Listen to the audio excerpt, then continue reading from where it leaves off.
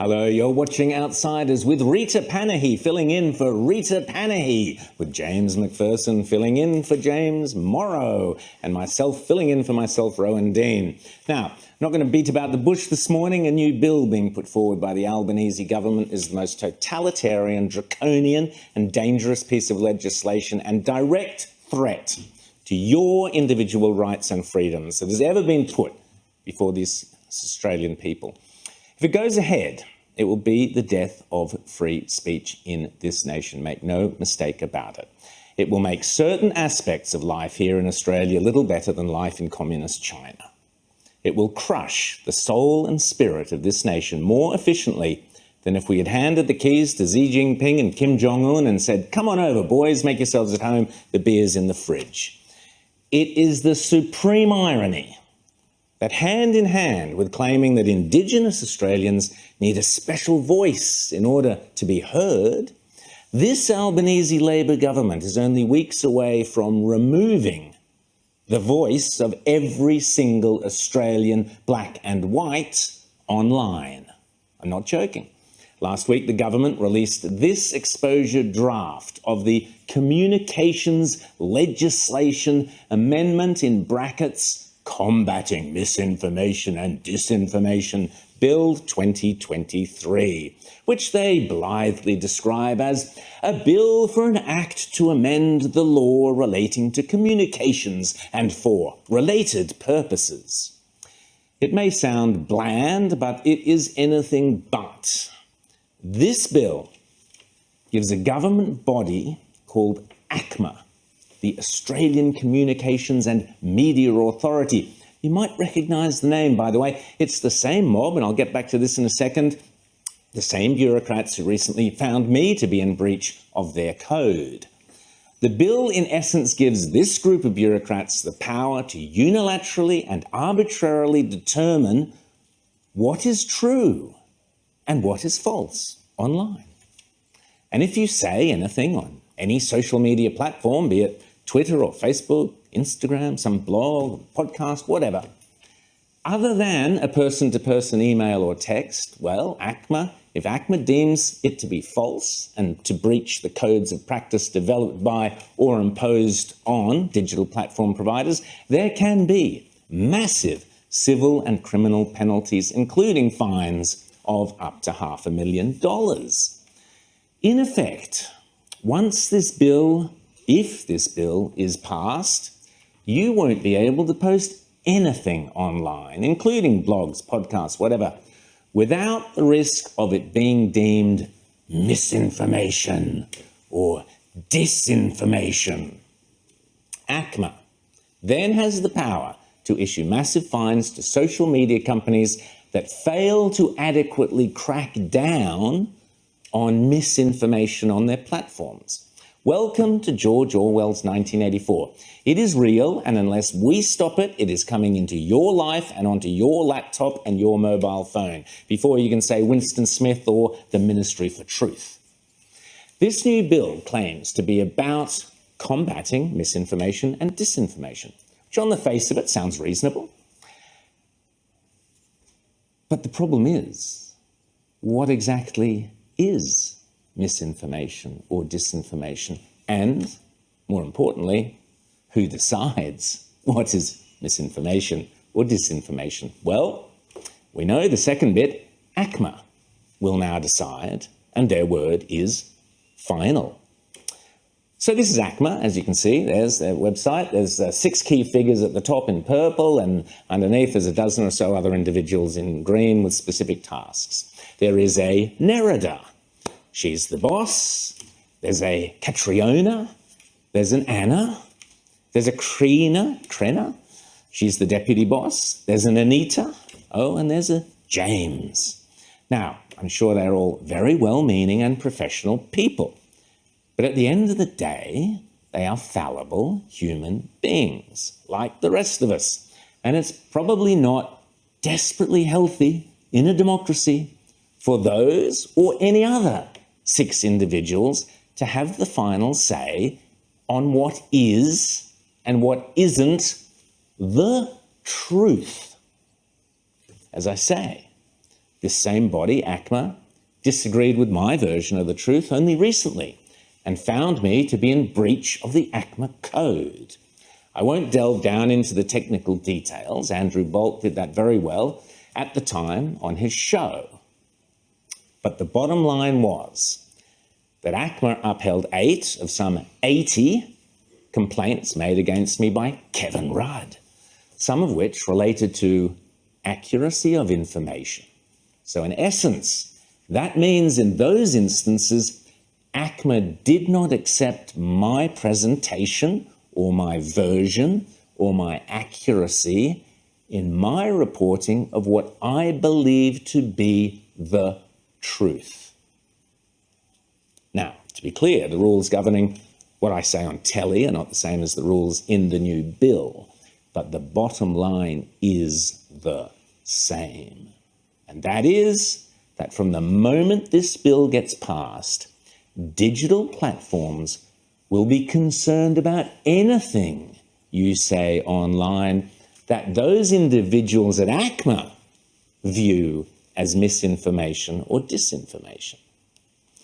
Here's where it gets even more sinister. The Albanese government has exempted itself from its own bill. So the government can say whatever it wants online and never be accused of spreading misinformation or disinformation. But you can. Which is, of course, precisely what happened during COVID. Individuals were shut down, vilified, hassled, and hounded. They dared make any claims that ran against the government's preferred line, even though it later turned out that plenty of the government's own information was wrong, and certain dissenting voices had been right all along.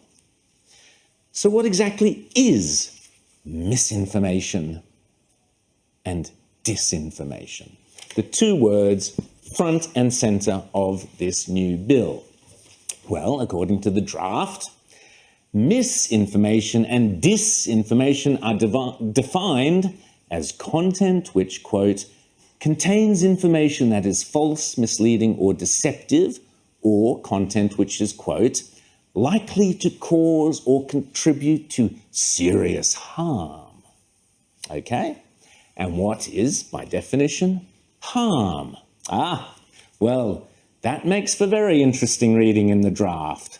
Harm means any of the following: hatred against a group in Australian society on the basis of ethnicity, nationality, race, gender, sexual orientation, age, religion, or physical or mental disability. Okay, that ticks plenty of boxes, but wait for it. There's 5 other categories of harm, including, yes, harm to the Australian environment.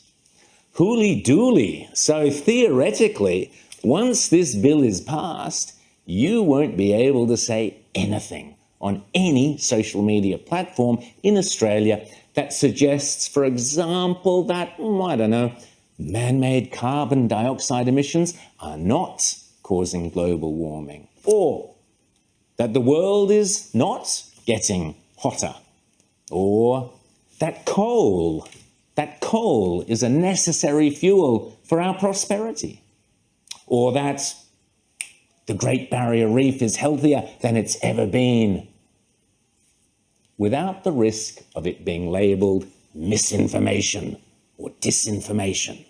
Now, I only give those as examples because ACMA have already queried aspects of my own accuracy on matters related to some of those things.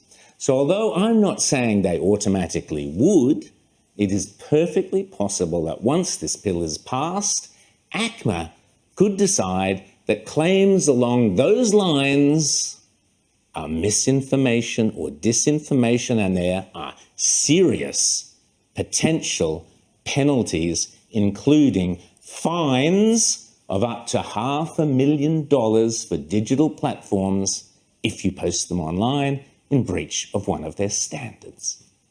especially claims around certain religious viewpoints or views on aspects of the whole transgender industry, could also be deemed misinformation or disinformation. Or what about, let's pluck something else just at random. Oh yes, claims to do with the voice. How convenient that this legislation could actually be in place before the referendum into an Indigenous voice to Parliament. Writing in The Spectator Australia, Liberal Senator Claire Chandler from Tasmania has brilliantly sounded the alarm on this bill.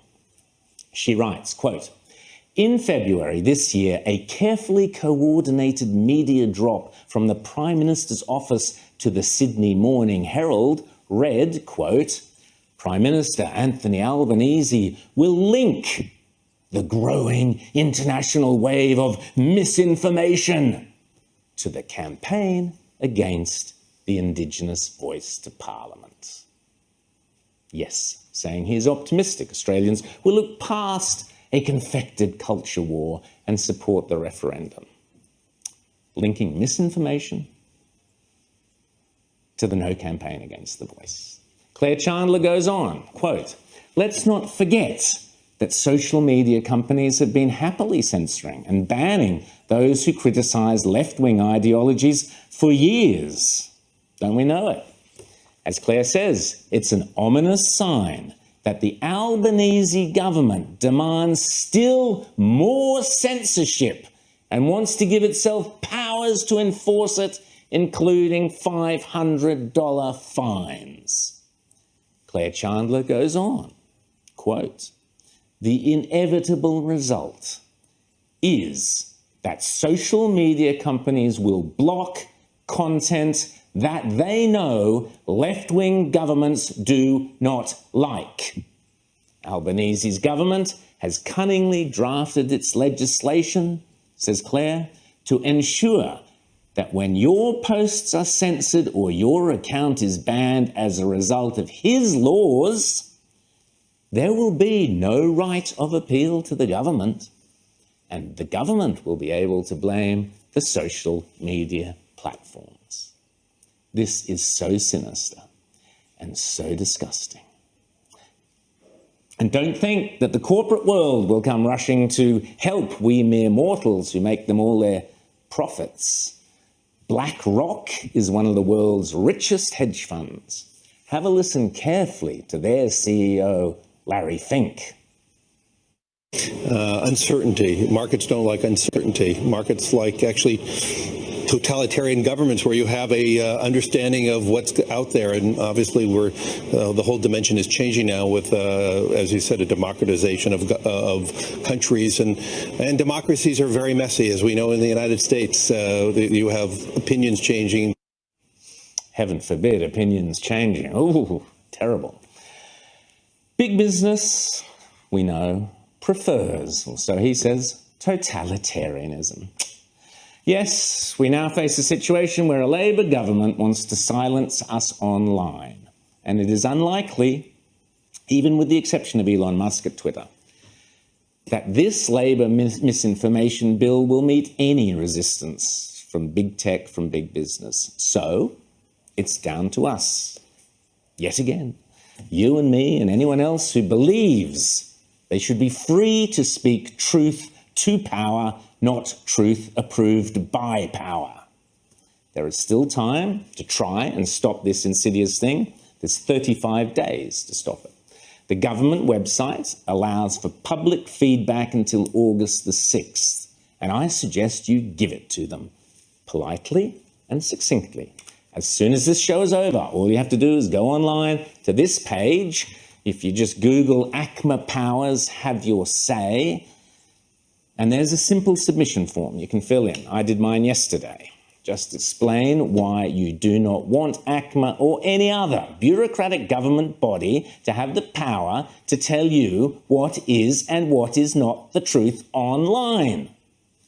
Here's Rowan Atkinson speaking about the importance of free speech in another context, but what he says applies here.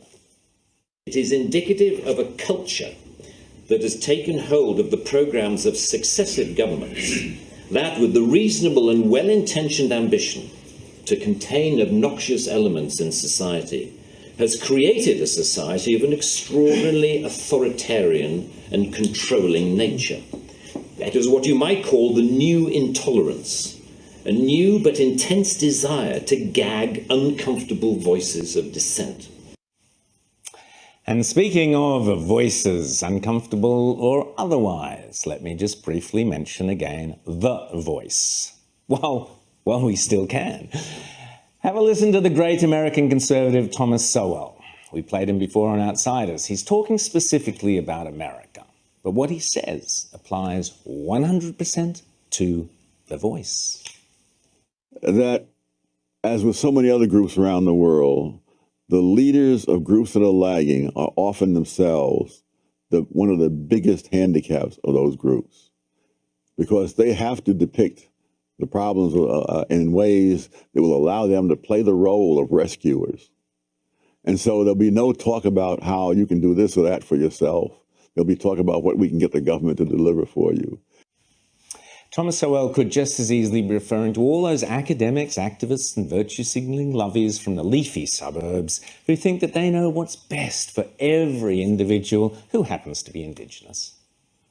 Meanwhile, here's a tweet from one of those very individuals that Thomas Sowell was talking about, one of the architects of the voice, Thomas Mayo, who wrote back in 2018, quote, "A politician or party that ignores or legislates against the collective voice will do so at their peril, because we will be organised and ready." Which is why I repeat my personal opinion. I will vote no to race-based politics. I will vote no to authoritarian bullies. I will vote no to yet another multi-billion-dollar bureaucracy to be squandered on failed economic models. I will vote no to the voice. As I say, it is the ultimate irony and so sinister. We're being asked to be nice and vote yes to changing the Constitution, giving enormous power to a handful of individuals, unelected. But meanwhile, the government is plotting to give itself the power effectively to censor and silence us all and remove the only place most of us do have a voice, online. What a disgrace this government is to both our freedoms and our democracy.